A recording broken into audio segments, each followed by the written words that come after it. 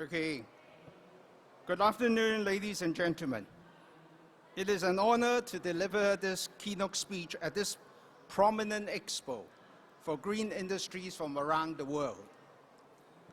In just the past 2 months, we have had first-hand experience of several extreme weather situations in Hong Kong. Elsewhere in the world, many places were hit by heat waves in the summer. Because of climate change, these weather events have become more frequent, intense, and unpredictable. They disrupt not only business operations, but also our daily lives, underscoring the urgent need to address climate change.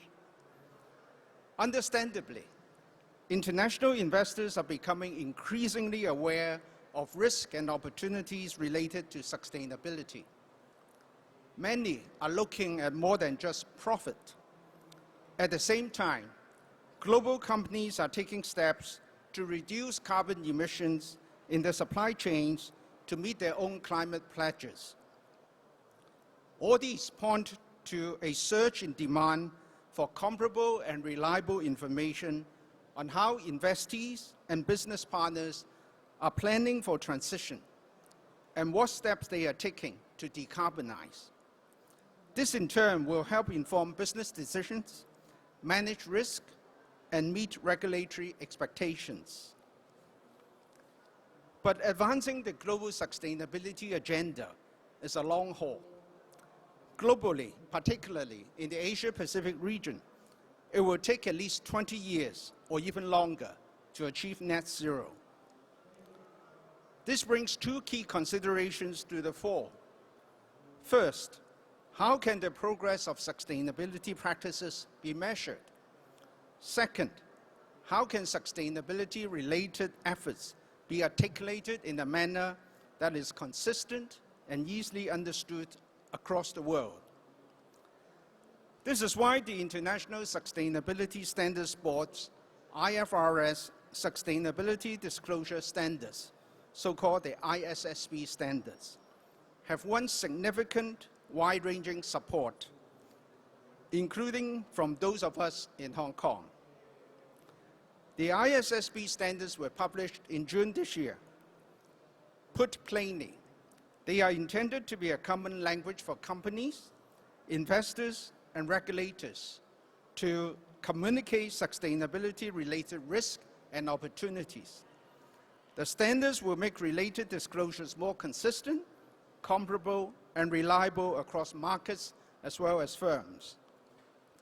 In Hong Kong, the Securities and Futures Commission co-chaired the Green and Sustainable Finance Cross-Agency Steering Group with the Hong Kong Monetary Authority. We are now developing a comprehensive roadmap for adopting the ISSB standards locally, taking account of local regulatory expectations and circumstances. The reason is actually very obvious. As an international financial center, Hong Kong needs to be well-versed in the ISSB standards, not only because we as global citizens have a duty to our future generations, but also as we see tremendous business opportunities coming from the green transition of mainland China and Asia-Pacific economies. Moreover, firms in our region will need to consider how they can build their competitive edges as the world decarbonizes and investor needs evolve. Capital may bypass firms that fail to take timely action on climate risk or make proper disclosures aligned with this global framework.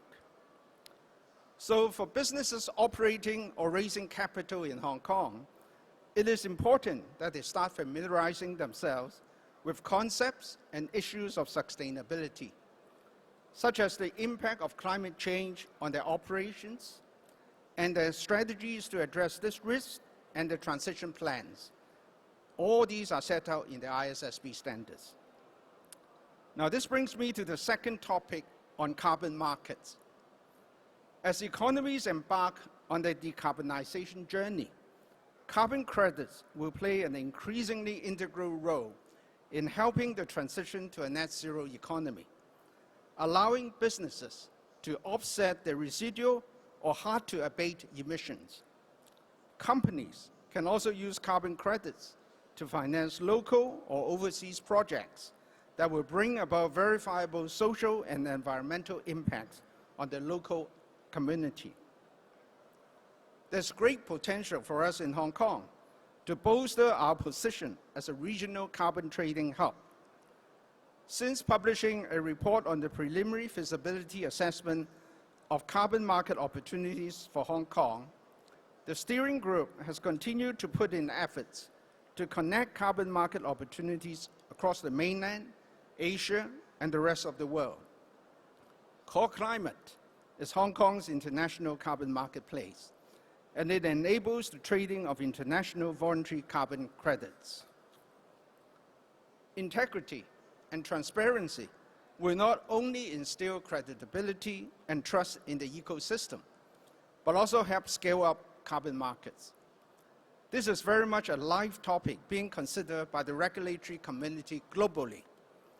To achieve this, the Securities and Futures Commission has been actively participating in the carbon markets workstream of the International Organization of Securities Commissions, which is a network of over 130 securities market regulators which sets global standards for capital markets.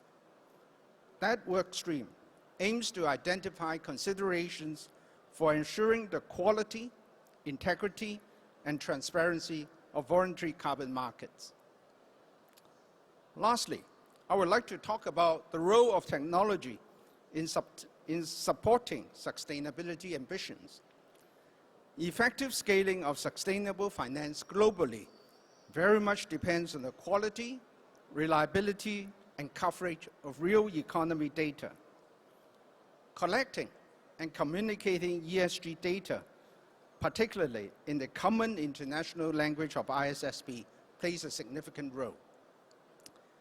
ESG-related fintech solutions can be an important catalyst to provide scale, reduce costs, and improve market efficiency and transparency. They range from the very basic infrastructure for ESG data collection and reporting to data analytics, for climate risk modeling and risk assessment, carbon credit verification and trading. But these innovations cannot be done by the public sector alone. We need the private sector to propose solutions that disrupt business as usual. This is where we see opportunities for public-private partnership to test drive some of these initiatives. The Securities and Futures Commission is working together with Invest Hong Kong and Cyberport to put together an ESG fintech firm directory. This directory will showcase local ESG fintech solutions and help firms in financial services and other sectors move ahead in this particular area. The steering group has also made efforts to enhance data availability and explore green fintech partnership opportunities. These include developing tools for carbon emissions estimation and calculation with clearly disclosed methodologies. As you can imagine, meeting the global climate ambition and transitioning our economies to become more sustainable will not all be smooth sailing. But we are all part of this highly connected global ecosystem where many new developments unfold and rapidly evolve every day.